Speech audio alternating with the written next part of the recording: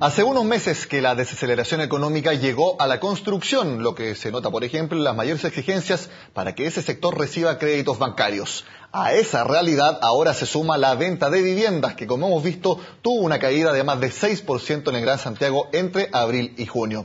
Eso sí, lo que no cae y sí aumentan bastante son los precios de casas y sobre todo de departamentos. De eso queremos conversar con Teodosio Cayo, socio de los tasadores de propiedades Arenas y Cayo. Teodosio, muchas gracias por su tiempo en Agenda Económica. Muchas gracias a ustedes por la invitación. A ver, Teodosio, la teoría económica dice que cuando un producto baja sus ventas, hay que bajar los precios para estimular la demanda. Sin embargo, en la venta de viviendas, bajaron las ventas, pero los precios se dispararon. Según la Cámara Chilena de Construcción, 14% en el caso de los departamentos y casi 8% en el caso de las casas. Todo en la capital. ¿Por qué se produce este fenómeno que por lo menos de la teoría económica no se entiende mucho? Correcto. Bueno, la respuesta en realidad es bastante simple. Cuando no hay muchos bienes que colocar en oferta, los que quedan suben de precio. Y eso es básicamente lo que estamos viendo en este último tiempo.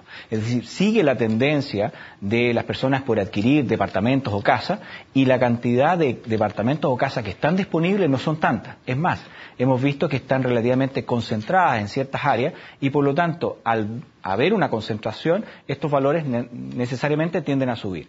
Ahora, ¿por qué vemos entonces que la cantidad de bienes son menores de venta? Porque efectivamente eso que está ocurriendo en ciertas áreas, ciertos sectores, no está masificado. Y por lo tanto, en el resumen total de la cantidad de propiedades que se venden, es menor.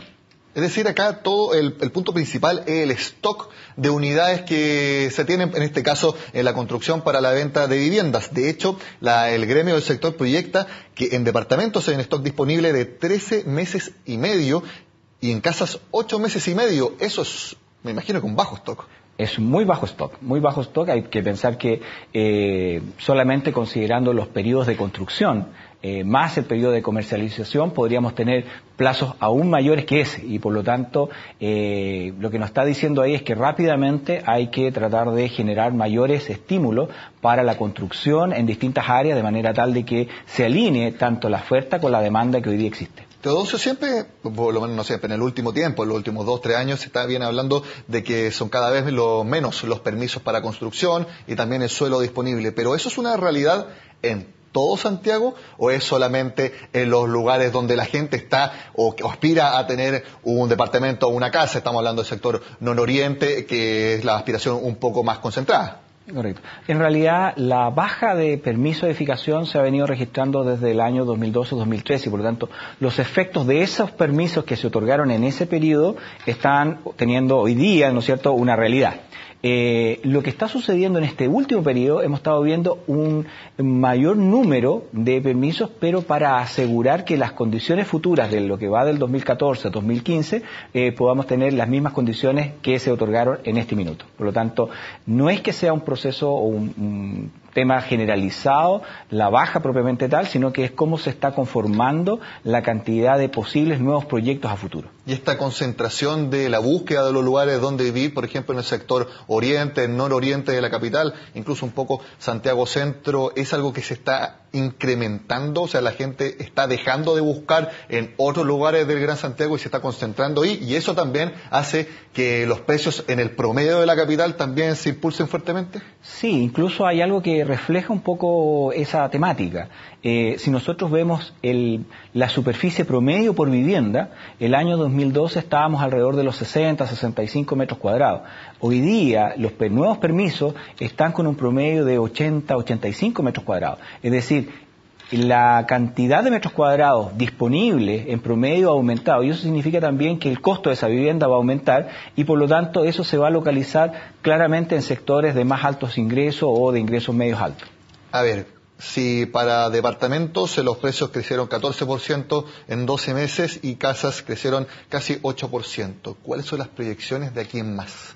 Bueno, lo razonable es que sigan subiendo prácticamente al mismo nivel, a menos que veamos algunas señales de deterioro importante, tanto por el lado del empleo, por el lado de los ingresos. Si en ese aspecto vemos algunas señales que podrían decirnos lo contrario, es probable que la tendencia en esa misma línea baje un poco más, así como lo hizo en el último periodo. Hay que pensar que los últimos 3 años, 4 años, en realidad las alzas eran aún mayores y se ha venido atenuando, y esa atenuación es probable que se mantenga en los próximos meses o se siga atenuando alineado con la que ha sido la demanda. Pero por más que estemos en desaceleración económica, es muy improbable que uno vea los ofertones, los 3 días de ofertones que, por ejemplo, vimos durante la última recesión financiera. No, en realidad que es muy difícil verlo, básicamente porque aún existen muchas personas con capacidad de endeudamiento o capacidad de compra directa, y por lo tanto, en ese escenario es raro ver un ofertón. De partida, por ejemplo, hay que pensar que las tasas hipotecarias están